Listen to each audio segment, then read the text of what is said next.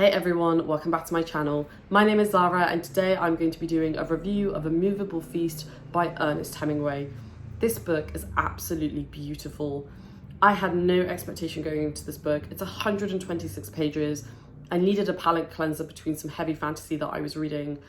And it is a journey. It is a wonderful journey, and you are following a young man, an artist, a struggling artist, and you are following his journey in Paris as he interacts with a wide range of different characters who are writers themselves, they're artists themselves, they're people who, own businesses, and you just see everything through his worldview, and it's wonderful. It's absolutely wonderful. If you want to be transported for a couple of hours, you should read this book.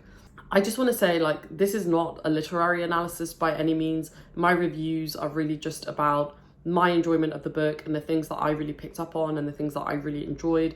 So if you're coming here for some deep literary analysis, don't, because this is not what this is. Maybe before I go into what I liked about it, the one thing I will just say is that this book is kind of semi-autobiographical from what I understand. It is based on a lot of interactions that Hemingway had with, pretty well-known authors, one of them being F Scott Fitzgerald, who is an author that I really love. And so it just felt quite familiar and quite nice to read about kind of characters that we've all kind of heard about or come across in our own lives, but in a very different context. So without further ado, I'm going to jump into what I liked about it. I think one of the things that I really liked about it is Hemingway's writing style. I was completely struck by the way that he writes. It's very beautiful. It doesn't feel like he's trying too hard. It's just him recounting his story, but it feels very lyrical. It feels quite poetic, but it just never feels forced. I find literary fiction can sometimes feel a little bit dense. It can sometimes feel a little bit flowery on different sides of the spectrum, but this one didn't feel like that at all. It just read really smoothly, and I was completely hooked when I first started reading it, and I read it in a couple of hours. I can't wait to see how his writing potentially differs or is similar in some of his longer books. And because this one is very short, I'm just kind of interested to see how that maybe contrasts. The prose is beautiful, his writing style is beautiful, and it never once felt like a chore, which is sometimes how literary fiction can feel for me. And I loved it. I really loved it. And I was very surprised that I loved it so much. The other thing that I really loved is the setting that Hemingway creates. His writing is very vivid. You feel like you are in Paris. I have been to Paris, so it was quite nice to have that kind of contrast. And it feels like you were there. The way that he describes it, the way that he talks about food, and the way that he talks about the kind of bustle of the city, his own observations of just people watching, it just feels so real that you feel like you're watching it in your mind. And I don't think many authors can do that. I've not read many literary authors that have really been able to create that vivid of a setting where it literally feels like I'm watching a movie. And yet it felt like that from beginning to end. I like Paris. It's not my favorite city in the world, but reading this book made me want to go back to Paris. And if COVID wasn't a thing, I probably would have just booked a train and gone from London for a weekend, because it's very easy to get to Paris from London. But it is what it is. The great thing is that I could live vicariously through Hemingway's character as he was recounting different stories and different interactions and his love of food. And it just feels very rich. It almost feels quite indulgent, the narrative, if that makes sense. And I loved it. I loved it. And I really hope in his other books that this continues to kind of shine through. This section that I'm going to go on to next is going to be probably quite big. His book is very thematic. He covers a lot of different themes in his book. The first one is how, struggle and poverty can, influence your art. And a recurring theme of this book is how he talks about kind of hunger. And there's obviously the very literal sense of hunger where you don't eat as much and you don't have money that can afford certain types of food. And he talks about that a lot. There's multiple mentions of him being quite skinny. There are certain characters that point that out at multiple points. And so he is literally a starving artist. But then Hemingway talks about how hunger actually makes him a better writer. He talks about it being a good discipline and how experiencing art when you're hungry actually enriches that experience. And this is also contrasted with alcohol as well. So this book is set after World War One. So we are seeing the effects of a post-World War One era, the effects that that had on young men. Alcohol and food in general are very heavily featured in this book. At every single page, I think there is mention of alcohol at one point or another. And even though he is struggling, the lack of food really enforces his desire to want to be this excellent writer and this person who can hit the heights of some of the other people that we come across in this book. I love how hunger is a common theme, and it's not just hunger in the literal sense, but this desire to want to be the best and this desire to want to be, good at what you do, and how that hunger can make you the best at what you do.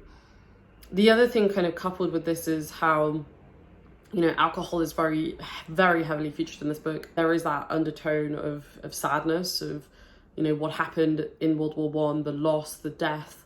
So there is definitely an undercurrent of that and how that impacts people's ability, and how drink and how alcohol helps people forget and how it takes them into a different reality. But it also shows the downside of alcohol and excessiveness. And I think that's something that Hemingway writes really well, is how excess can make you average, is how excess can make you not be the best version of yourself. And that is perfectly manifested in one of my favorite characters in this book, if not my favorite character in this book, and that is his relationship with F Scott Fitzgerald. Fitzgerald comes in about halfway through the book. We get a lot of how Hemingway perceived Fitzgerald, how Fitzgerald himself is quite a quirky character. This is set just as his kind of star was rising. His most well-known book, The Great Gatsby, is, we see him as that book is getting published and then how it kind of comes to critical acclaim. And so we're seeing this other character through the lens of Hemingway and how certain things and how success impacts him. And obviously because he is very successful, a lot of his success actually came from short stories that he wrote for tabloids. And then his literary fiction didn't actually become very successful until much later. And that was because some of those were actually dramatized in the theatre, and that's why they became incredibly popular. But it was actually more of his short stories that he wrote for tabloids and kind of gossip magazines that really kind of raised his profile. And he even reflects that he only wrote those pieces because they allowed him to actually write the pieces that he wanted to write, which is things like Tender as the Night, The Beautiful and the Damned, The Great Gatsby. Fitzgerald has written many wonderful books. But back on the topic of alcohol, we see how destructive it is and how much of a distraction it is. We get insight into Fitzgerald and his wife's relationship, Zelda, and how drinking prevents him from writing, and how his lifestyle and his wife surround him in a really negative sense. And it's a really interesting look at how, while success is a really great thing and it enables you to be able to live a certain way, it can actually take other things away from you. And in Fitzgerald, it literally takes away his ability to write. I love how we can see that food and drink can be an extremely pleasurable process, but then we also see the cost of that in certain ways, and I loved it. I thought it was really well done. The other theme that is covered really well in this book is the theme of friendship. So I would argue that this book focuses a lot more on kind of intellectual platonic friendships rather than romantic relationships. Some people have even called this book a little bit misogynistic, which I could definitely see. But I think if you focus on the platonic friendships, you can really see how Hemingway's dynamics really kind of inform his own personality and his own outlook on life. In particular with Ezra and Mike and Fitzgerald himself, I really loved how those dynamics played out and how those fraternal relationships really carry him forward. There's a really interesting commentary on the role of women in this book, and he talks about how men and women can never really have friendships, especially men and ambitious women. I love how he writes about it and how his relationship in particular with Sylvia Beach, who is another writer, and she's a very ambitious, smart woman, how their relationship starts from a position of strength at the start, but then it gradually deteriorates as she becomes more successful. And his whole thing is that that's just because of her being a woman and him being a man, which I find interesting in itself. One other relationship that I also really enjoyed was the relationship with his wife, and how he gives this impression that they're really happy, and he talks about these kind of really intimate moments that they have together, but you never really get a sense of whether he truly loves her. He never really mentions it throughout the book. He then has an affair. This isn't really a spoiler. He has an affair quite there that we never really scratched the surface on, and there was something maybe more sinister going on there, but we never really get insight into that, which makes me think that there was something going on there that he just never really talked about, which I think is interesting in itself. The other thing, when he talks about relationships, this was a very different time that this book was written, and the time that Hemingway was, you know, in his kind of youth. And, you know, you can see that reflected in the book. You can see that in his attitudes towards women. You can see that in his attitudes towards premarital sex. Like, he asks Fitzgerald at one point whether they had premarital sex, and he has this quite old school view about it. And then he also talks about his own personal aversion to homosexuality and how he doesn't think that that's natural. And it's really interesting because obviously this book is written in a very different time. He was living in a very different time. And while it's not a huge focus of the book, there are definitely undercurrents of it. And I just think it's a really interesting reflection of the time that he was alive. And I think it's important to remember that in the context of this book. The last two things I'm going to talk about in terms of themes is how there is commentary on like the whole concept of like celebrity and success. You know, there's one point where Hemingway, obviously in this book, is a struggling artist, right? He's very young. He hasn't written anything that hasn't really kind of hit the money yet. And, you know, when he meets Fitzgerald, you know, he kind of feels validated when Fitzgerald talks about his writing. And there's this one interesting bit where he talks about how up until the point that Fitzgerald read his work and kind of validated it, he kind of felt like his writing was a secret between him and his wife. And I think it's just really interesting to see how other famous writers and poets are perceived by him, who at the time, you know, were struggling. You see some of their quirks and you see some of his insecurity. And it kind of makes me wonder whether he ended up being one of those people that he interacted with when he was that age. And I would love to see a book written by maybe a different author who met Hemingway, and whether it reads in a similar way. Because I have a feeling it probably would. You kind of end up becoming the thing that you don't want to become sometimes. And I just have a feeling that even though Hemingway makes comments about it, I have a feeling he probably embodied some of the same characteristics later on in his life when he became much more successful. And I think the whole thing about how people are always trying to live up to their previous successes is interesting. You know, whenever you kind of do well at one thing, you're then always trying to live up to that thing and live up to that thing and live up to that thing. And we see that in Fitzgerald, and we see that in some of the other writers.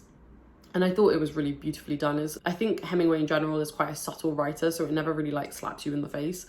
But it was really well done, and I really liked how Fitzgerald in particular is kind of seen as this pinnacle, and yet we see some of the downsides of that success, which is, you know, as I mentioned earlier, like he drinks a lot more, and when he drinks he can't write. And so the thing that enabled him to get to that point where he could drink to excess is now the thing that is blocking him from being even better than what he actually is, which is fascinating.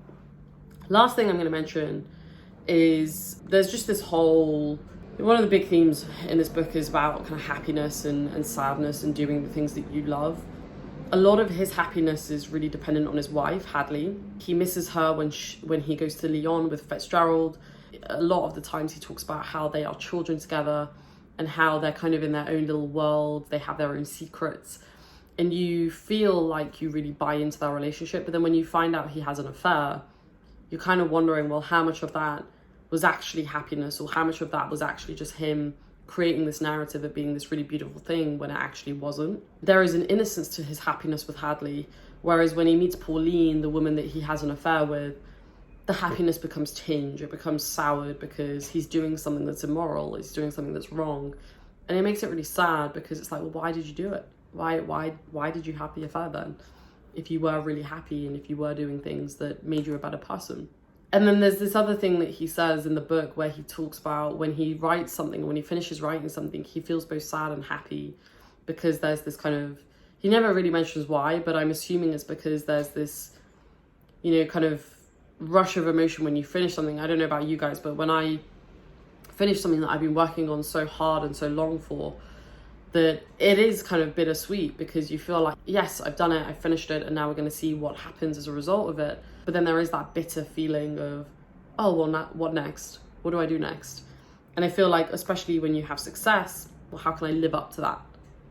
How can I make sure that I do that again on a repeated basis? As you can tell, it's a very thematic book. There's a lot more, but these are just some of the favorite themes that I took from this book on my first read. Definitely a book that I want to reread again. And I loved it. I think it's phenomenal. I can't believe it was only 126 pages. I wish it was longer, and without a doubt, I'm going to be reading more Hemingway. I gave this book a 5 stars. You'll notice I didn't mention any negatives because I don't have any. I think literary fiction is either for you or it's not. I think this is one of those books also, you will take certain things away from it depending on where you are at in your own life. If you are a struggling artist or you're struggling through something personal and you read this book, you will take certain things away from it than, say, during a period of time that you're not. Everybody is going through their own struggles. I'm going through my own personal struggles at the moment. And so reading this book, especially around creativity and living up to your own success and trying to do the next thing, you know, those are things that I can definitely relate to. And I just thought it was the perfect time for me to read this book without me even really knowing that. And I can't wait to read it again during another chapter of my life where maybe I'm going through some different things. I definitely recommend this book. I mean, it's only 126 pages, so what do you have to lose? There's a lot of familiarity, the Paris setting, and just the way that he writes, all of these things coming together is just wonderful. If you've read it, please let me know, because there's a lot to talk about with this book. There are definitely certain things that I didn't even touch on that I would love to chat about with you guys. If you have any questions about it, I'm more than happy to answer as well. Thank you for watching as always. If you like this video, please give it a thumbs up, as it really does help. And I will definitely see you in the next one. Stay safe, take care, and I'll speak to you soon. Bye.